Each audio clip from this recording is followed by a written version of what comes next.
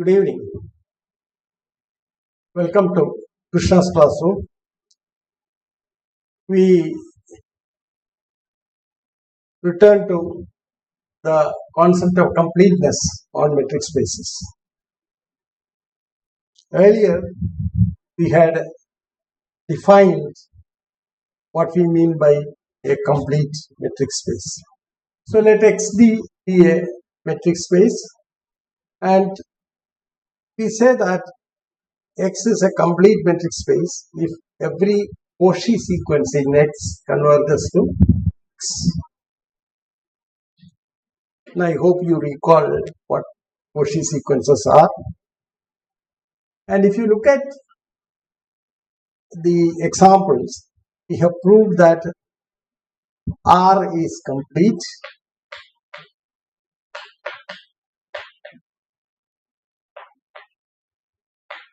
In fact, we have proved even this, Rn is complete.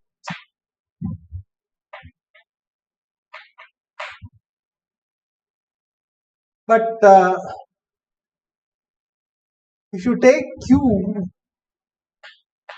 as a subset of R, then there exists Cauchy sequences of rational numbers which do not have a limit in R. Of course, the famous example of square root of 2, it's an irrational number.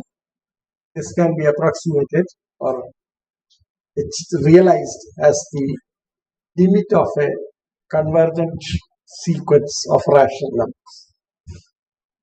And there are cases like the exponential number E. E is irrational. E also can be realized as the limit of a sequence of rational numbers. The famous series for E gives out that E is 1 plus 1 factorial,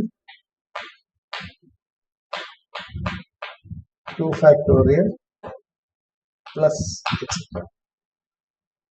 If you take the partial sums and construct the sequence, so they are all rational numbers, you can show that this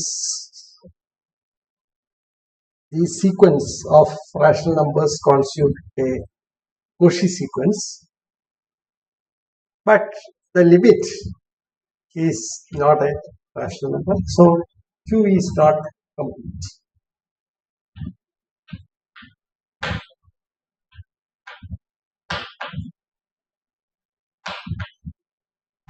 Now, why we talk about completeness? See, when you do analysis on a space, on a metric space, you would have to talk about functions defined from one metric space into the other, and often run into problems like chasing a sequence which is convergible in the sense that a sequence for which the terms get closer and closer so that it is likely to have a limit. And if the limit does not exist in the space in which you are playing the game, then it is a very harrowing experience for an analyst. It is something which is undesirable. And therefore, complete spaces are important because there you are assured that by chasing a convergible sequence or a Cauchy sequence, you never get outside the particular space. See, I often give the example of playing a football game on the deck of a ship, where it is not, there is no proper wall built around, and chasing a ball, there is always the risk of one falling into the sea if there is no wall. So this is something like a walled space. Okay, it's all some block. Now let me introduce some other criteria for completeness or some equivalent criteria, which is in some cases more easily verifiable. Okay, so we do a characterization theorem of the concept of completeness. So let me state the theorem.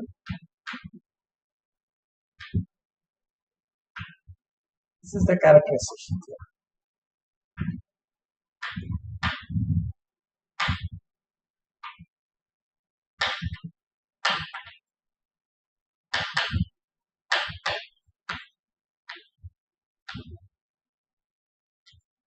That means we explore equivalent criteria for the concept of completeness. Okay. Let X be a metric space.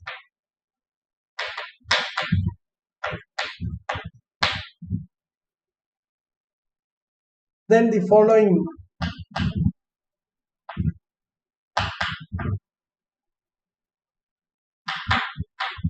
statements are equivalent.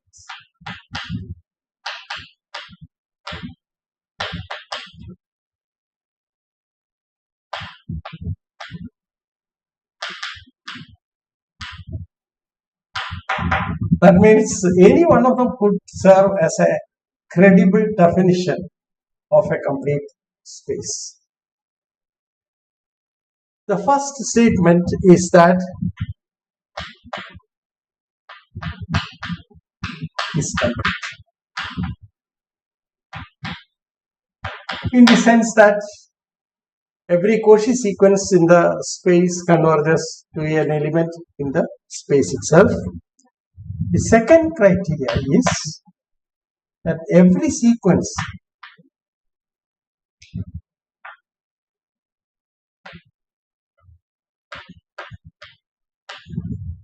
Xn with the property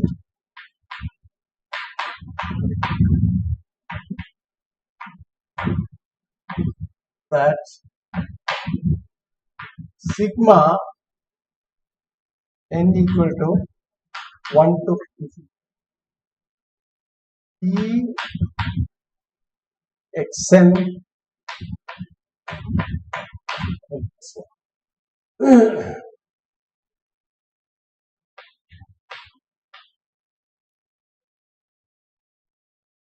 convergent.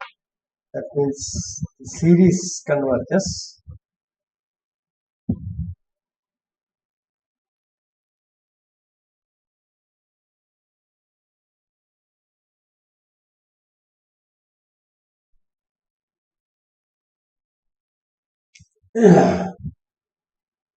is convergent.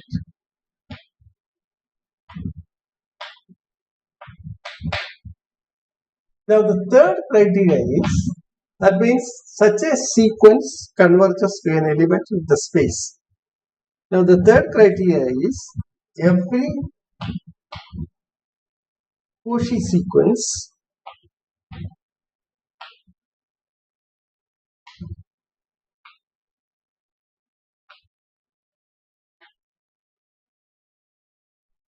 has a convergent subsequence.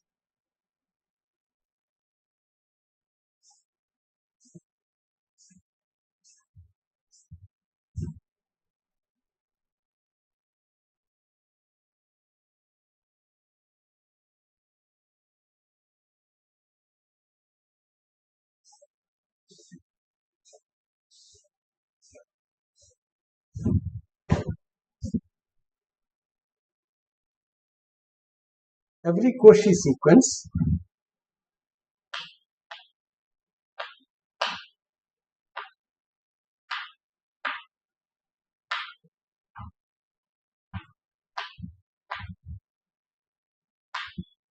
convergence.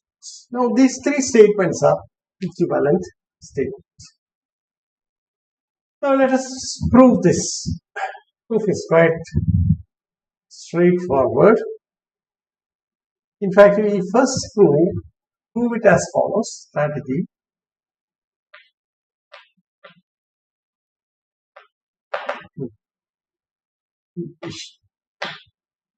Prove that A implies B, B implies C, and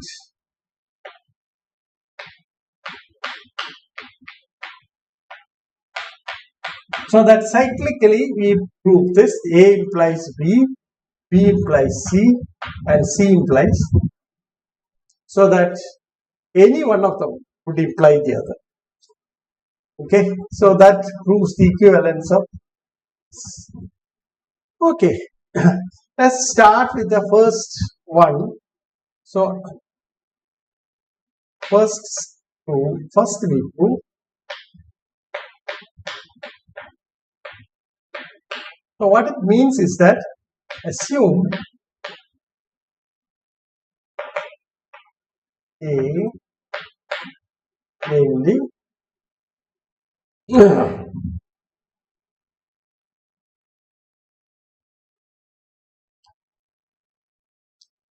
XD is complete.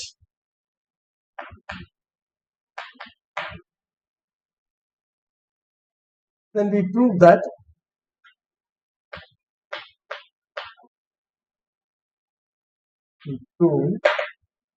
B, namely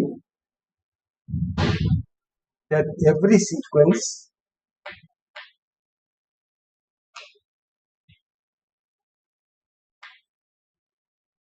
Xn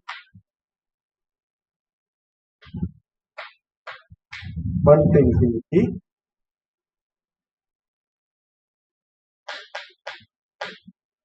with sigma n equal to 1 to infinity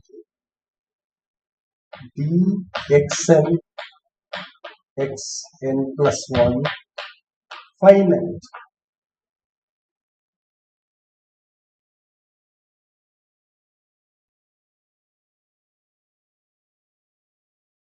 is a convergent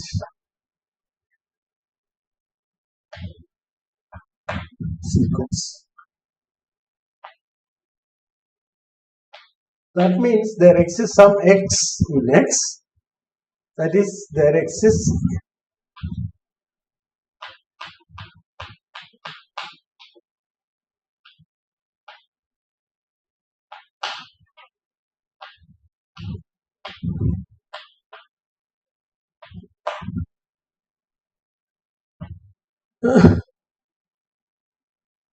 so let us prove this. To prove this, we begin with a sequence with the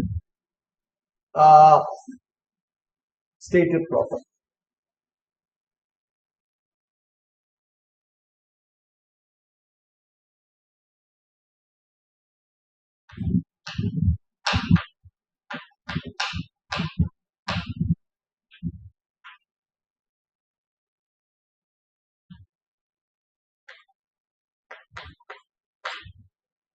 The property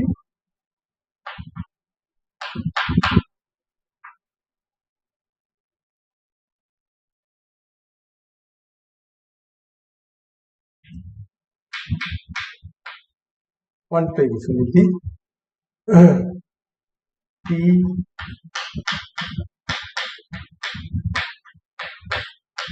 fine.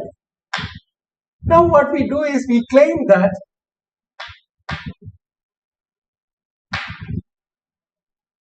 Xn is a coefficient.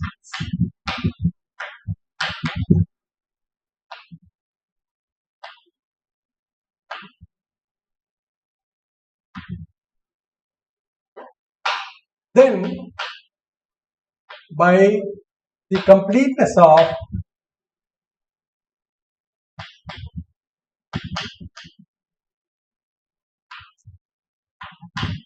there exists an x belonging to x such that xn converges to x as n tends to. So it is enough to prove that this sequence is a Cauchy sequence.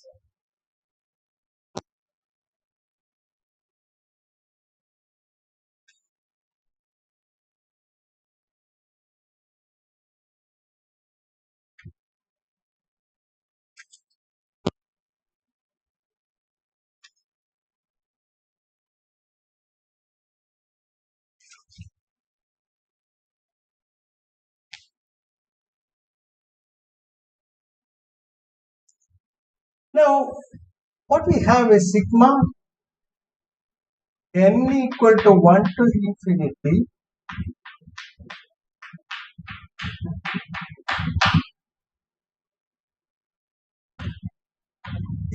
is finite, because you see that this is a series of non-negative numbers which converges, and this implies t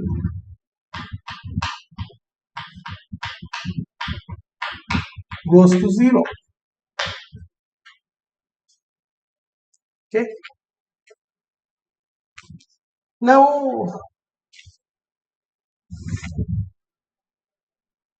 we prove that xn is Cauchy. For that, what you do? Now,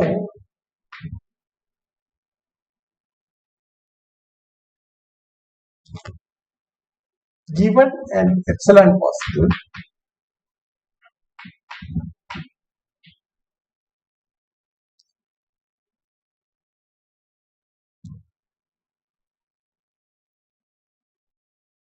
not that just this, but even something stronger statement. It means that sigma n equal to m to e xn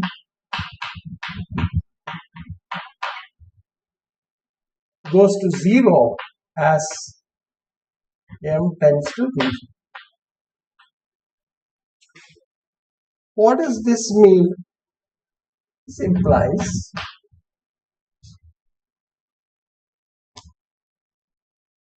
given epsilon positive, there exists an n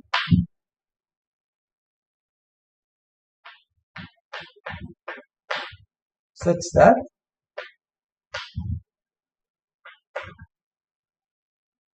sigma n equal to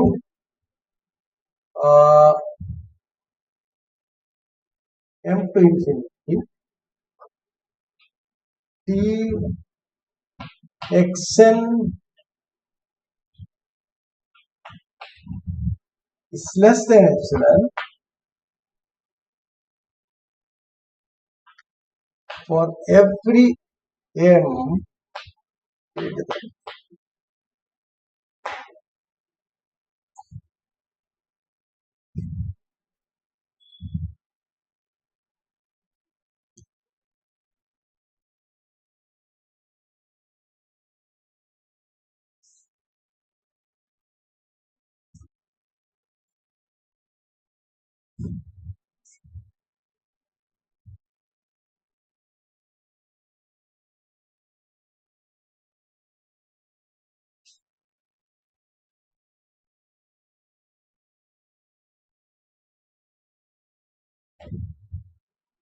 Okay, that is, these are all, it's a series of positive terms. N equal to n to infinity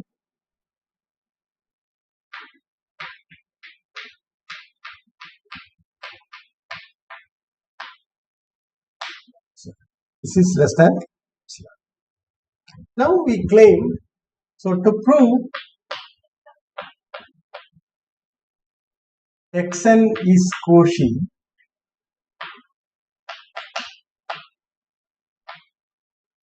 what do we have to do? Let us estimate this. Now d xn xm is less than or equal to, we use triangular inequality successively, d xn xn plus 1 dx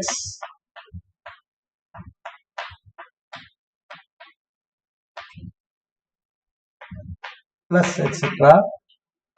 plus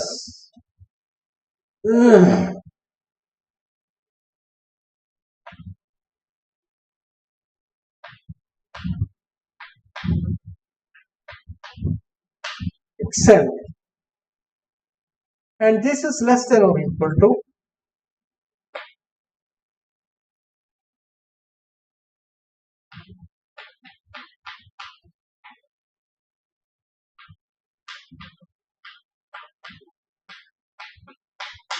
and this is less than epsilon for every n greater than or equal to n. Therefore, xn is Cauchy.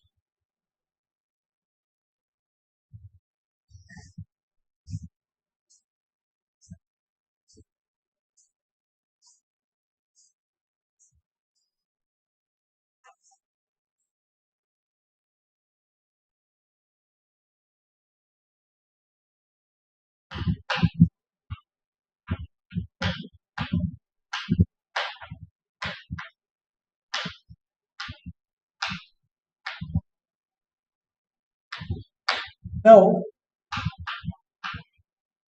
by A, x is complete,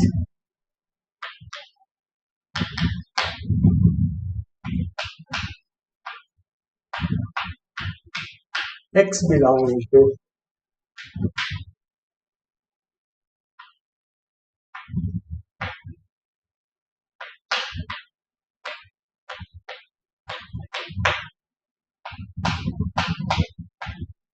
so that completes the proof of. The second part we prove is this.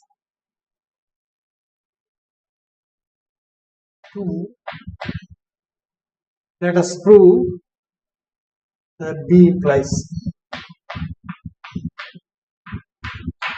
So assume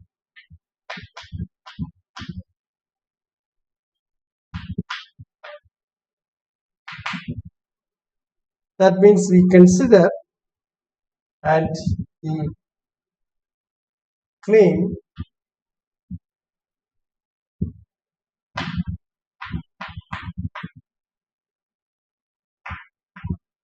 so we begin with a sequence with the following properties.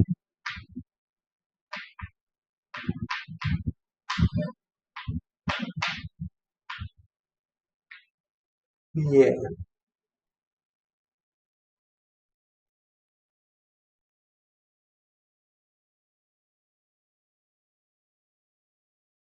Cauchy sequence. Sorry.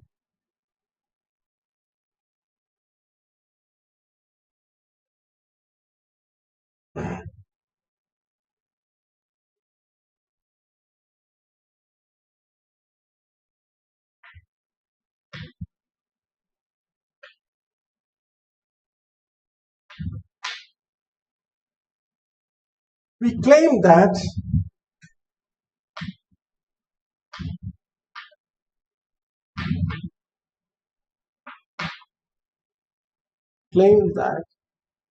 there exists a subsequence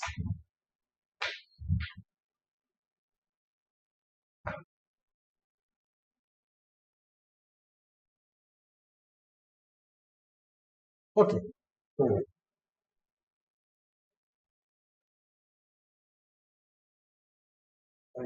Let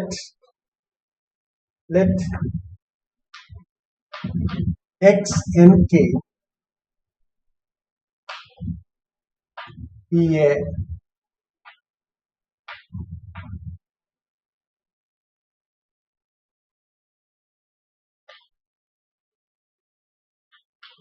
xn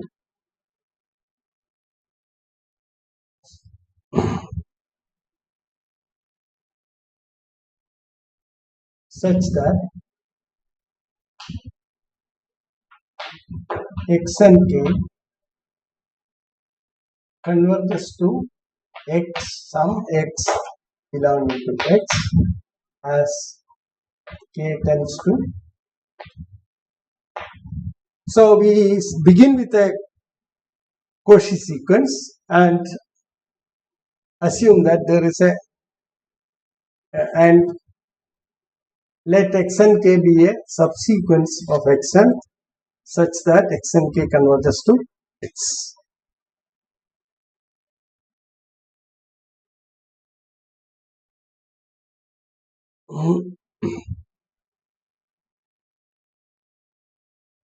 No, that's what we want to prove.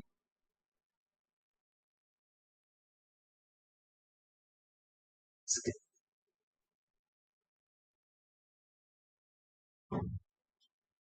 Sorry.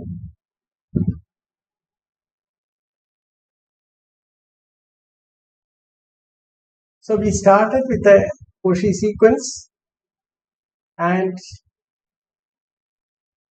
let xn k be a subsequence of x such that the condition 2 holds.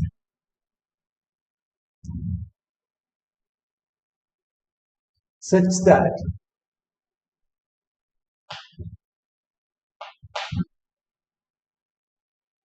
sigma a equal to 1 to infinity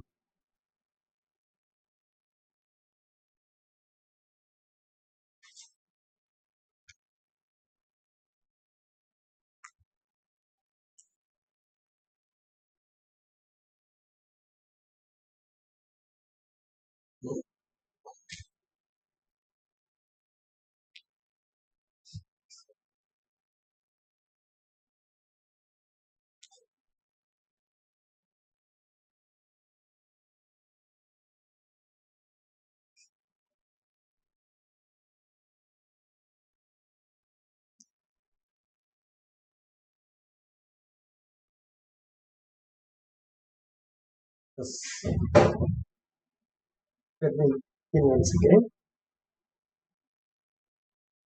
slightly.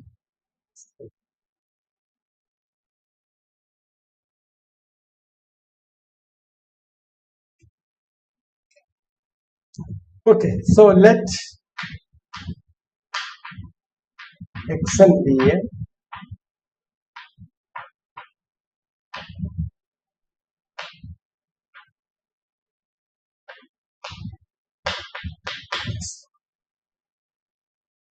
now given epsilon equal to 2 to the power minus k, make a choice. There exists nk such that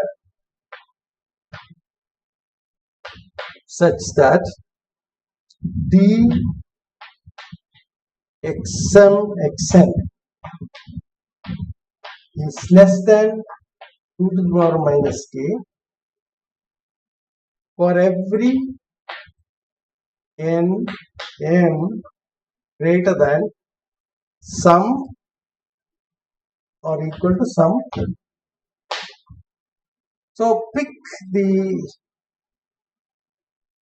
integer corresponding to the choice of epsilon as 2 to the power minus k, call that nt. Now choose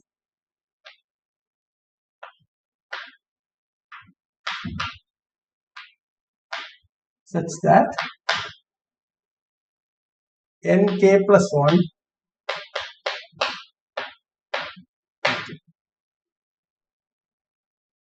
and that means what you are doing is you are working out with epsilon equal to 2 to the power minus k plus 1. So corresponding to that, you choose n plus n k plus 1 and choose these numbers in such a way that n k plus 1 is greater than.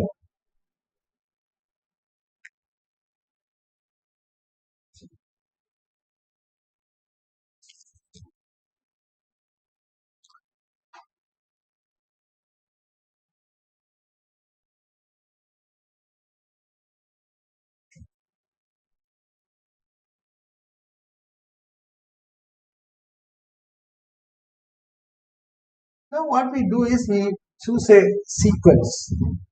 Okay. Consider the sequence.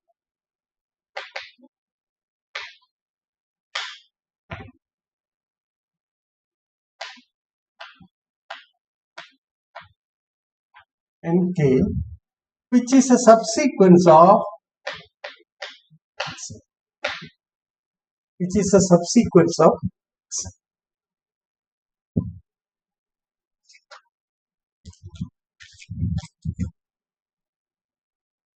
Now we claim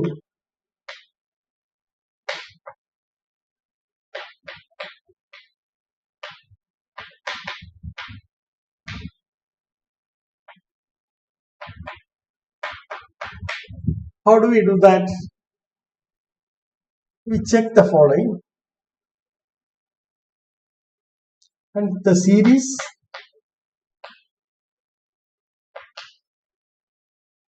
sigma k equal to 1 to infinity d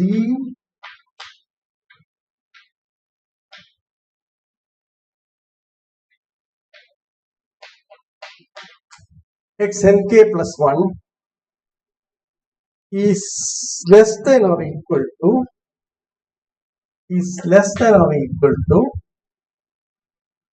sigma k equal to 1 to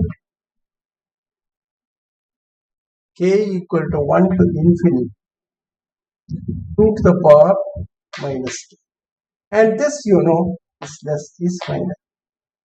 This series converges. Therefore, this series converges. What is the implication? Okay. Now by 2,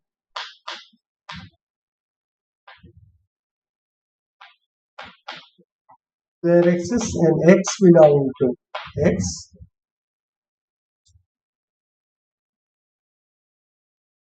that means we are assuming 2. There exists an x belonging to x such that x and k converges to x.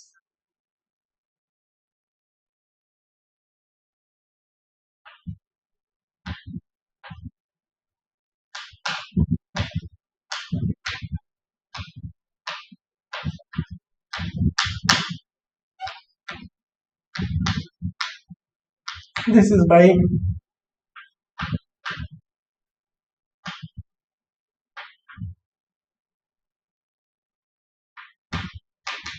assumption B. Because we started with assumption B, and this is the consequence. We have shown that there exists a subsequence which fits into the conditions of that series, and therefore there exists an x such that this happens. Okay. So we have shown that hence for any Cauchy sequence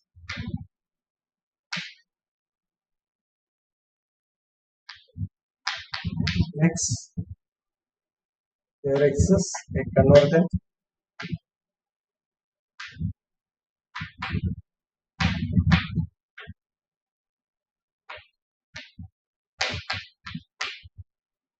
that is B implies C. So that completes the second part. Third part is assume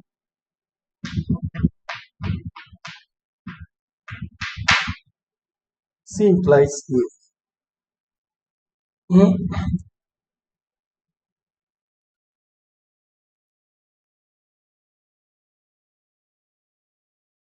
Okay, what is the assumption? Assume C, that is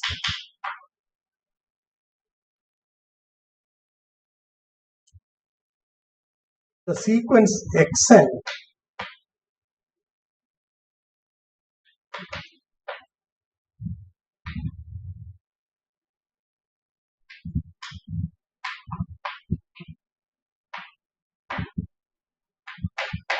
it has a convergence subsequence.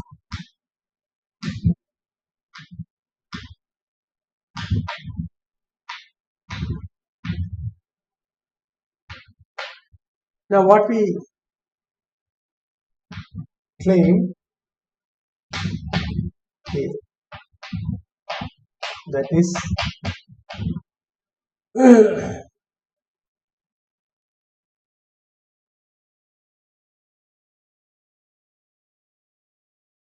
see, xn is a Cauchy sequence.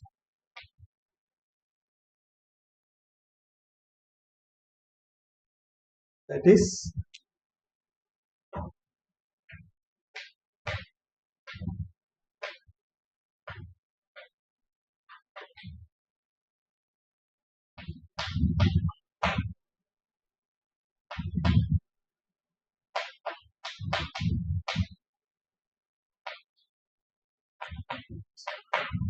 okay.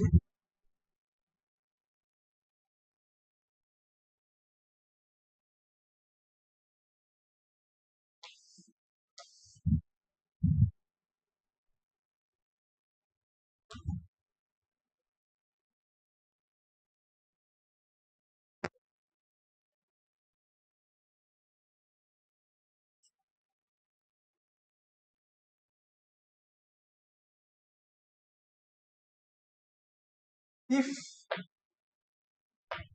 xn is a convergent,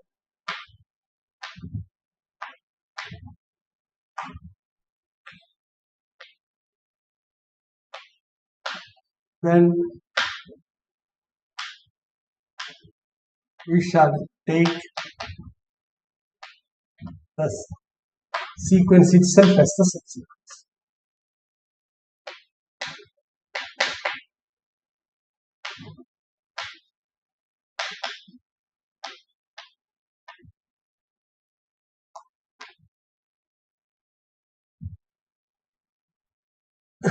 Now, if not, first we have to make the assertion. So assume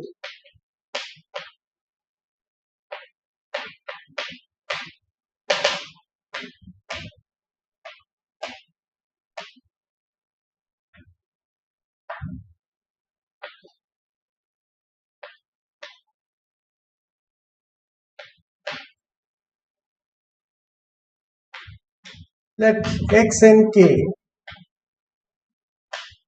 be the convergent subsequence.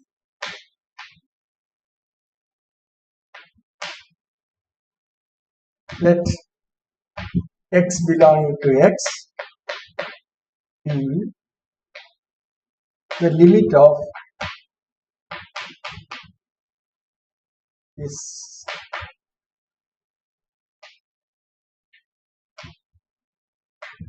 subsequence. Now what we claim is this. We claim that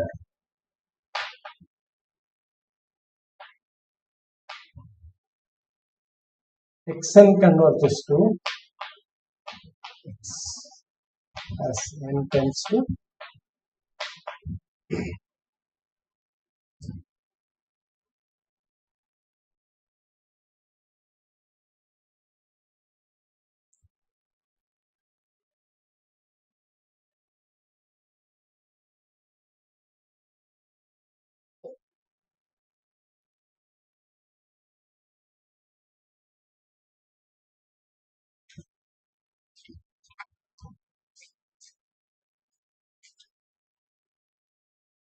so let epsilon positive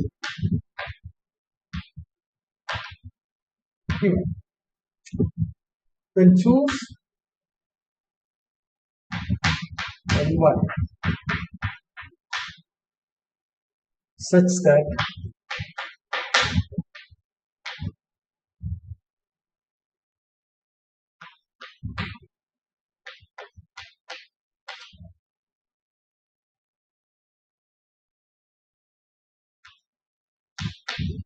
epsilon by 2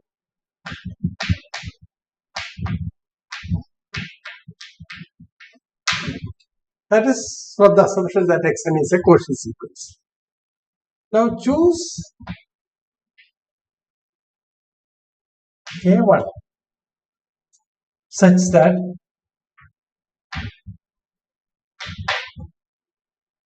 if k is greater than k1,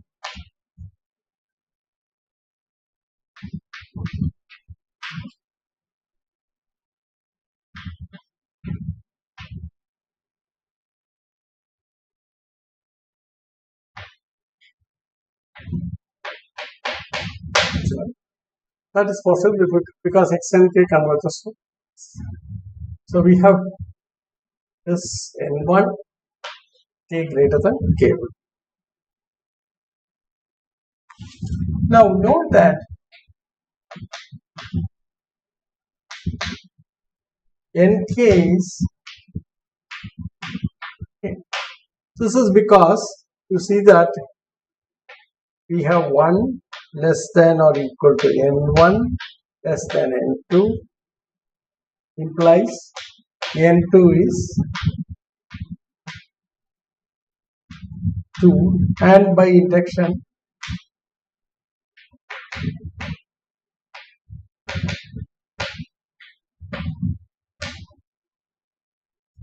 nk is greater than or equal to 2. That's the strategy that you.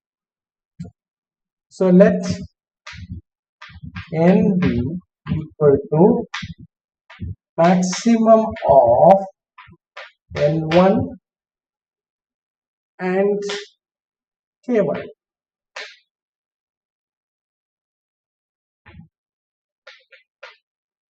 Then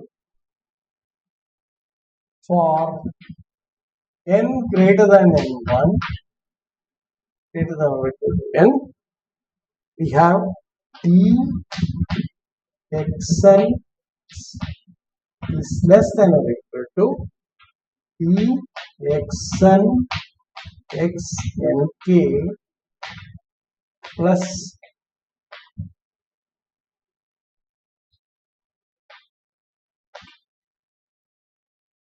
and you see that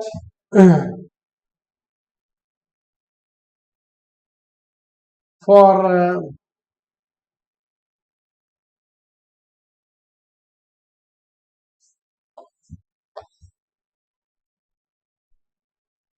you see that for and this is less than by 2, which is equal to epsilon.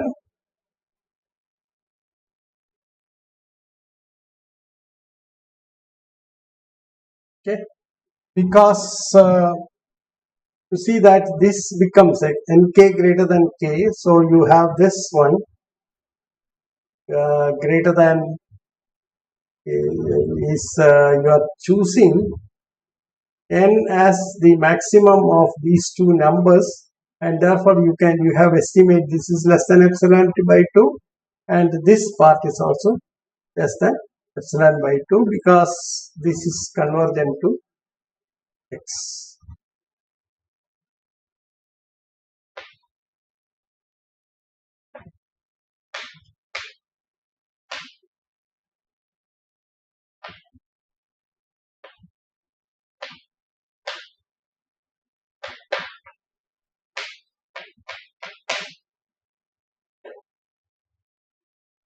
So what does it say? Implies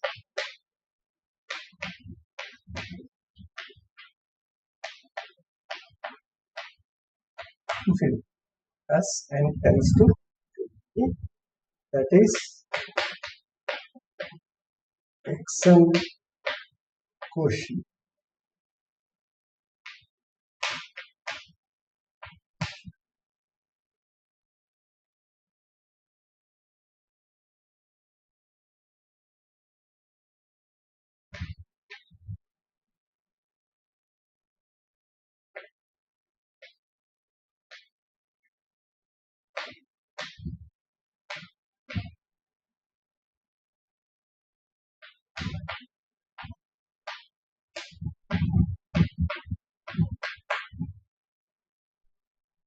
Therefore, X is complete.